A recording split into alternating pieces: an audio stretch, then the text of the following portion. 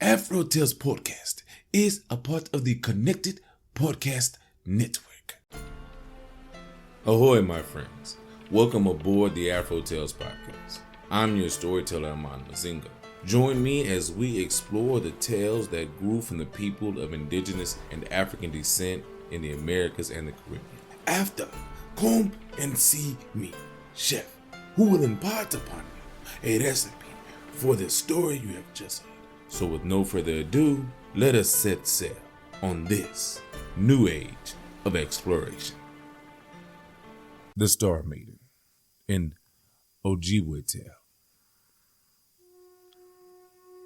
Once there was a time, long, long ago, when all the tribes in the land lived in peace. There were no wars among them. Summer was always in the air. The streams were clear and pure and filled with fish. Birdsong rang from every tree, and the earth was rich with everything the people needed. All day long, they hunted and fished. They gathered fruits and nuts. They made birch bark canoes to carry them lightly along rivers and across the wide lakes. But at night, when work was done, the people loved to watch the sky. They loved to see the silver disk of the moon climb the darkness. They loved to watch the stars flicker their icy fire. One night, when the sky above the prairie was glittering with starlight, they saw something new. It was the brightest star anyone had ever seen. As they watched, it began to move. It fell almost to earth. Then it stopped. They could see it, hanging like a white blaze near the top of a faraway hill. What could this mean? They wondered, and they watched it night after night. It never moved from the hilltop. Days went by. At last the great chief spoke. "Let some brave go into the far hills. Let them see this thing, and let them tell us what it is." So the braves went into the far hills. When they came back, they said, "We see something shining there. It hung in the top of a dark pine tree. It did not answer us. It made us feel afraid." That very night, one of those young braves had a dream. A silver maiden came into his dream. She shone with silver light, and she spoke to him. Her voice was like the thread of silver. She held her shining arms to him. "I am tired of wandering across the sky," she said. "Your world calls to me. I love the blowing winds. I love the colors I see below me. I love the rivers and the lakes. I want to dip my hands in the clear water that shines up at me. I have watched your people.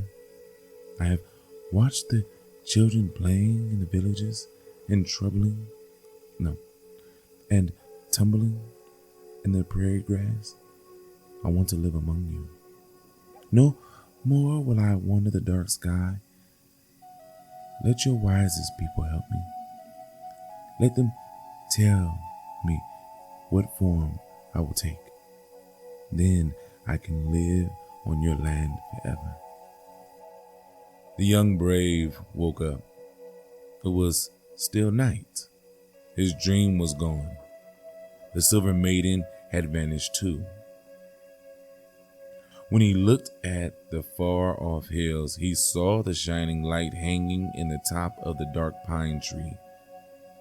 Then he fell asleep again.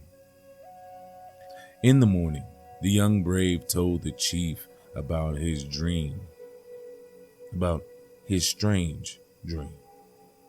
The chief called the wisest men and women together.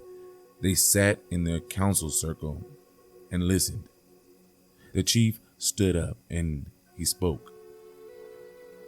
A star wants to live on Earth, he said.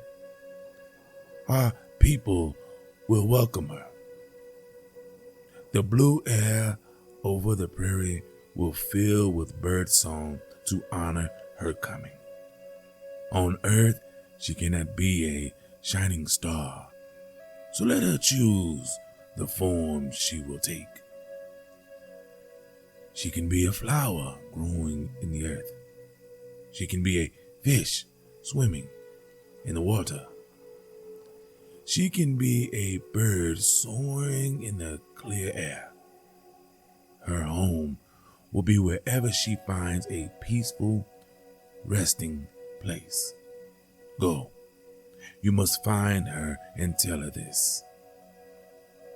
The chief and the wise ones stood up and slowly walked around their fire. They sang a song of welcome and threw sweet wood on the flames. The fragrant smoke rose up into the morning sky. It was greeting to the star. The next night, the young brave left the village. He went into the faraway hills where silver light hung in the top of a tree. He looked up, and the light floated down to where he stood. It was the silver maiden of his dream. He turned, and she followed. She drifted above him, lighting his way through the darkness. When the young brave came home, the people crept out to see the Star Maiden. Her soft light hung in the air over their wigwams all night long. Morning came. The Star Maiden slipped into the center of a rose that grew on a hillside. The people heard her voice in the air above them. This shall be my home. In this flower I shall live on earth. But the next day they heard her voice again. This rose is too far from the village, she said. I never see the people I love. So she left the rose and floated down to the wide grassy prairie. Flowers of every color grew there. I shall live on this prairie, the Star Maiden said to the wind. She chose a small flower, as blue as the sky. This is where I will stay. But something was wrong. Every day the earth shook and trembled under her. Herds of great buffalo trampled the ground. Their hooves dug at the earth. I cannot stay here, she cried out. And that night the people saw her shining light rise into the dark sky above their heads. They were sad. They were afraid she would leave forever. Their earth would not welcome her after all. She could not find a peaceful home. The Star Maiden drifted over the lake. She hung there. Her reflection floated on the dark water. Floating on the water were the reflection of all her sky sisters too. The people watched. Then they heard her silver voice again. Sisters, sisters, she called. Stop your wandering. Find rest with me. These quiet waters will become our home. Come. The people saw the sky shake with glittering points of light. They saw the dark lake come alive with stars. What does this mean, they asked. The wise one smiled. The chief smiled too. Let us go to our beds and sleep now, he said. Our Star Maiden has found a home at last. The night wind blew, loons called, owls hooted. When morning came, something was different. Hundreds of stars were floating on the blue lake. No, not stars. Hundreds of star flowers floated there. Water lilies. The Star Maiden had found her place on earth. Her star sisters had listened, and they stopped wandering across the night sky too. They had dropped into the lake and joined the Star Maiden in her new home. All the people floated out in their canoes. They leaned over to touch the creamy petals. Water lilies. They are stars that fell from the deep sky one night long, long ago. If you see them, touch them gently. Their petals shine in the sun like the stars that lived and sparkled in the sky once upon a time. Water lilies. Touch them gently and remember.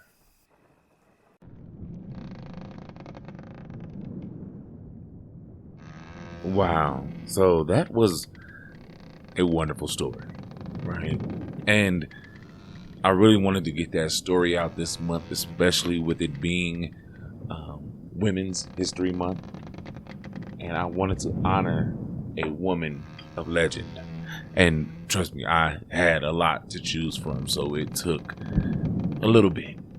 But I believe this is the furthest we've gone inland also. This book, The Star Maiden by Barbara Juster Esbensen and Helen K. Davy, is an Ojibwe legend.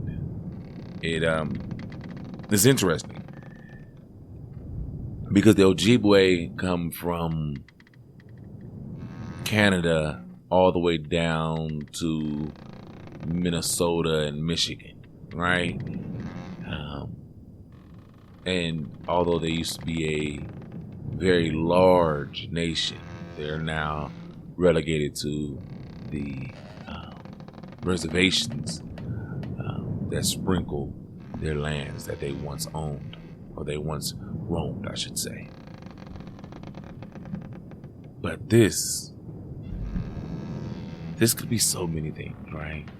Water lilies, yes, they are definitely beautiful. They look like stars on the water.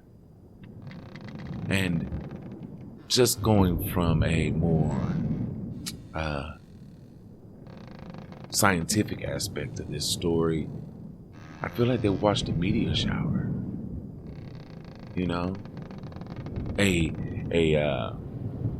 cryptozoologist or somebody in the UFO sphere would say that the Star Maiden is a alien that came and visited them in the long past, and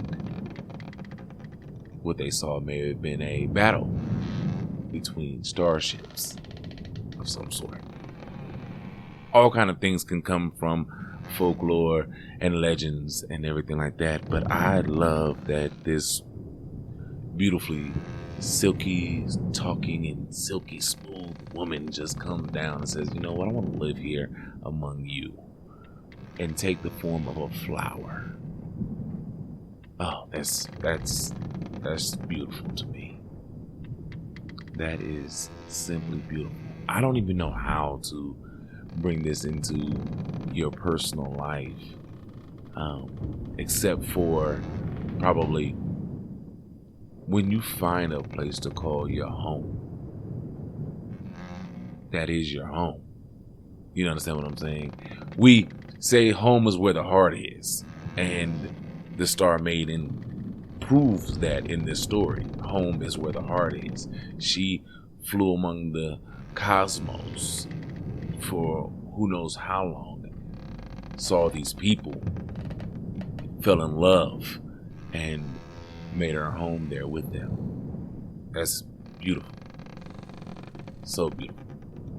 Now, like I said, I don't have much for this one. It was just a wonderful story.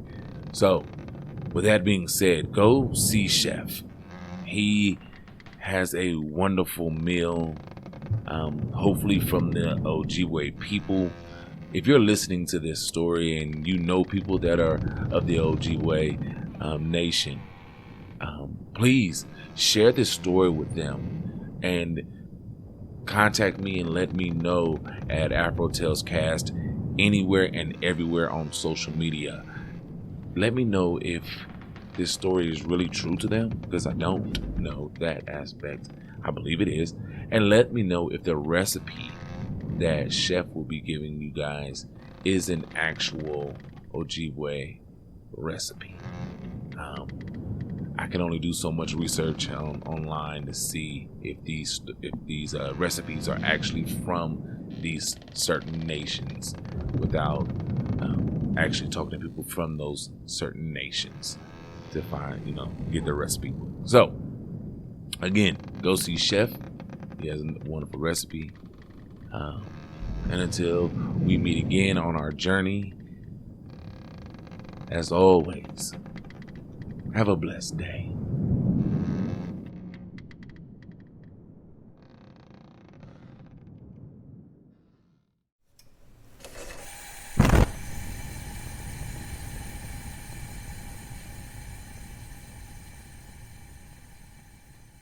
Welcome, my friends, to the Galley. I am your chef, and today we have a wonderful recipe inspired by the story you have just heard. Today, we will be creating Ojibwe Fish Cakes. Now, what will you need for this recipe? 1 pound of trout or lake perch, half a teaspoon of salt, 2 eggs slightly beaten, a 1/4 teaspoon of black pepper, a 1/4 cup of cracker meal, 1 cup of vegetable oil, and 1 tablespoon onion finely minced. Now, how do we put this together? Easy. First, you must prepare the fish cakes. Flake fish, making sure all bones are removed. In a large bowl, combine fish, eggs, cracker meal, onion, salt, and pepper. Mix lightly. Shape into 6 to 8 flat cakes. Then you will fry the fish cakes. Heat the oil in a heavy frying pan over moderate heat. That would be medium to high heat. Fry the fish until lightly browned on both sides. Remove, drain on both sides, and serve while hot. And that is it, my friends. Now, go make this recipe yours. And until I have another wonderful recipe for you, remember the Star Maiden and her beauty she left upon this earth.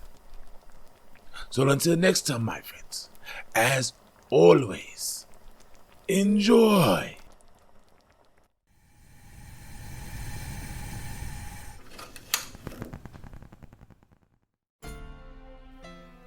Thank you, my friends, for coming on this voyage.